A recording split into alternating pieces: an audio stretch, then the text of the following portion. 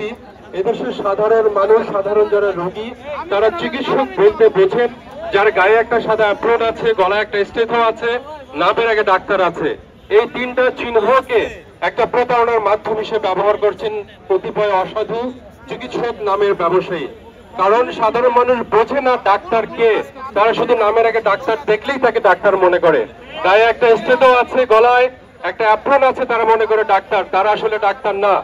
বাংলাদেশ একটাই, বাংলাদেশের আইনও একটাই, এক এক জনের জন্য এক একটা আইন হতে পারে না। বিএমডিসির আইন অনুযায়ী স্পষ্ট লেখা আছে, বিডিএস এবং এমবিবিএস ছাড়া কেউ নামের আগে ডাক্তার লিখতে পারবে না। এর বাইরে যারা অল্টারনেটিভ মেডিসিন আছেন তাদের ব্যাপারে আলাদা সিদ্ধান্ত আছে। কিন্তু কতিপয় অসাধু মানুষ তারা কি করছেন, নামের আগে ডাক্তারটা লিখছেন এবং তারা 13 বছর আগে রিড করেছেন, কেউ 12 বছর আগে রিড করে অবৈধভাবে দিনের পর দিন সাধারণ মানুষকে প্রতারিত করছেন। আমরা কোনো মেডিকেল অ্যাসিস্ট্যান্ট, আমরা কোনো নার্স, আমরা কোনো টেকনিশিয়ান, আমরা কোনো বায়োকেমিস্ট কারো বিরুদ্ধে না।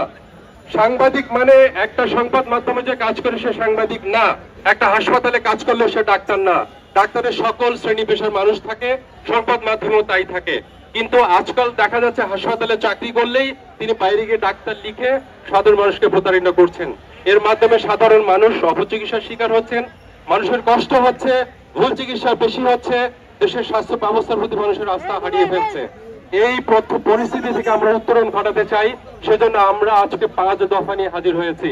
তার মধ্যে খুবই ছোট্ট একটি দফা হচ্ছে, যারা অবৈধভাবে মেডিকেল অ্যাসিস্ট্যান্ট বলেন, অন্যান্য পেশার যারা বলে অবৈধভাবে নাগেরায় ডাক্তার লিখছে, সেটার বিরুদ্ধে আমরা অবস্থান নিয়েছি।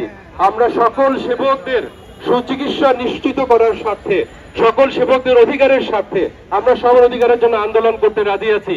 কিন্তু আপনি আমার পরিচয়, সাধারণ মানুষের আস্থার জায়গায় একজন চিকিৎসক, ডাক্তার পদ্ধতি, সেটা নিয়ে টান দিবেন, এটা কখনোই হতে পারে না।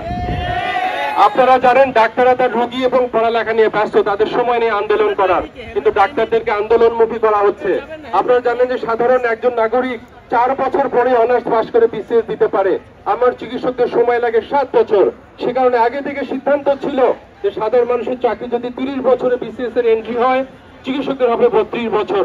আপনারা আন্দোলনের মুখে সাধারণদের 32 করলেন, চিকিৎসকদের কথা ভাবলেন না।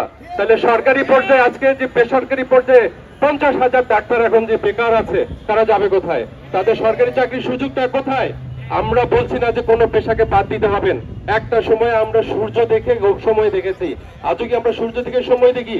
আমরা ঘড়ি দেখি। এক সময় দেশে চিকিৎসক ছিল না, প্রান্তিক জনগোষ্ঠী এমবিবিএস চিকিৎসক থেকে বঞ্চিত ছিলেন। এখন 50,000 চিকিৎসক, প্রত্যেক গ্রামে একজন করে চিকিৎসক দেওয়ার অবস্থা তৈরি হয়েছে। তাই অন্য পেশা যেগুলো চিকিৎসকের বিকল্প হিসেবে ঢাকা সারা পেশা ছিল, সেগুলো আদৌ লাগবে কিনা সে বিষয়ে নতুন করে ভাবতে হবে।